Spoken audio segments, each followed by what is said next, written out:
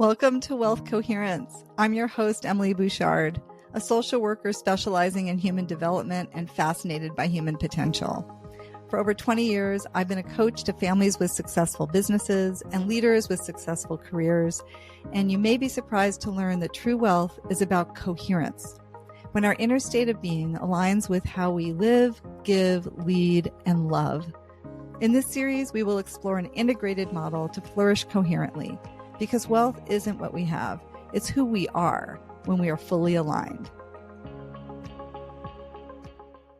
Well, welcome to this episode of Wealth Coherence. I'm your host, Emily Bouchard, and I am delighted to have my co-author with me, somebody I've known for years and have really respected for a long time, Charles Feltman, the author of the Thin Book of Trust. Charles and I have a book that is newly available for pre-launch orders through Barnes & Noble and other sources. There are 4 what I call assessment domains of trust. So when we trust someone, we're trusting somebody, we're doing so because we have an assessment that it's safe to do so or reasonably safe. Or on the opposite flip side of that, when we distrust someone, it's because, again, we have an assessment that this person's behavior is not trustworthy.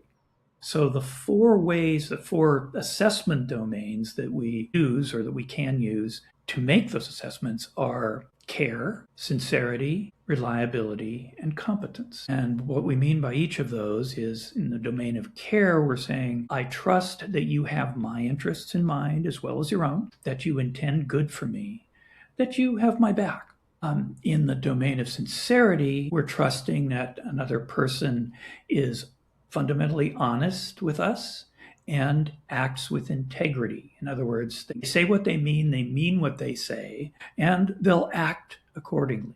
They're not going to say one thing and then go off and do something different. Domain of reliability is about keeping specific commitments that we make to each other. And obviously, I'm sure you can imagine many places in families where that doesn't always happen very well. Same in the workplace. So we talk a little bit about, in fact, a fair amount about in the book, how you can make clear and complete requests that result in trustworthy commitments. And then the last assessment domain is competence. There you have it. It's about an assessment that I can trust. You have the experience, knowledge, capability, all of that stuff that allows me to say, yeah, you can do this job.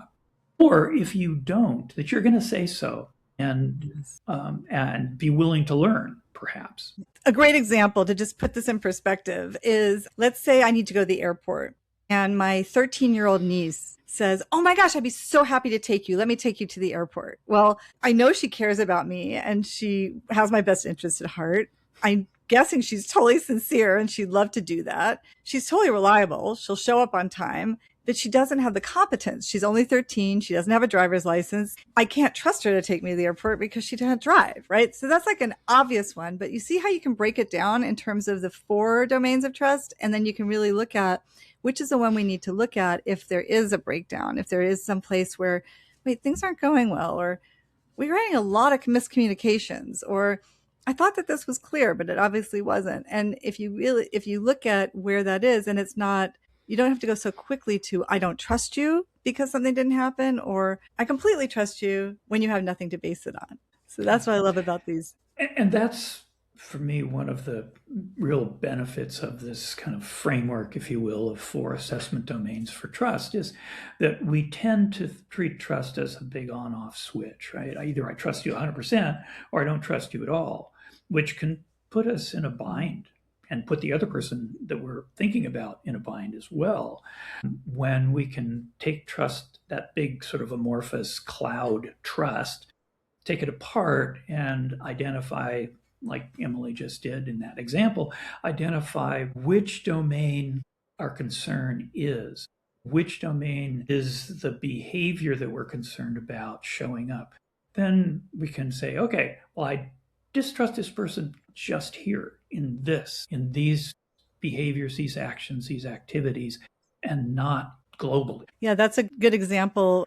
Many families will have this, right? Like maybe somebody shows up is really genuinely sincere and really caring, and maybe they can be reliable in certain areas, but maybe they have fallen short in terms of their money management, right? Maybe they've borrowed money and haven't repaid it, or maybe they keep getting into credit card debt that they have to be rescued out of. When they come and ask to borrow more money, you can be like, I love you, and as your sister, I completely want you to be successful and have what you want, but I have to say, I don't trust you with money to give it to you because of these things that have happened where I've shown you are not reliable with money. And maybe there's some competency issues. And, maybe money would be better used right now to invest in some financial education and for you to show up building some competency around money. And then I'd be much happier to consider loaning you money in the future. So you can have a generative conversation with each other that can be led with care, and at the same time have that clear boundary related to because of the breakdown in reliability or competence. And what I like about what you just said is you went directly to the behavior. I don't trust you. I don't trust you because this is the behavior that you're enacting, or whatever you would say, because of these behaviors that I can, and that you and I both can agree you've done. So it's not, it's about you're a good person, you're a bad person, you're all of that stuff. It's strictly, these are the things that you've done that tell me that I can't really trust you in the domain of reliability or possibly competence. And we can both agree that these behaviors are the source of my assessment around that. Thank you for listening to this episode of Wealth Coherence. If it resonated, I'd love for you to share it or leave a review. This will help others find their way to this space. And if you're ready to keep exploring what it means to live, lead, and give from a place of coherence, head to emilybouchard.com to stay connected. Until next time, be well internally and allow your external life to be the fullest expression of who you truly are.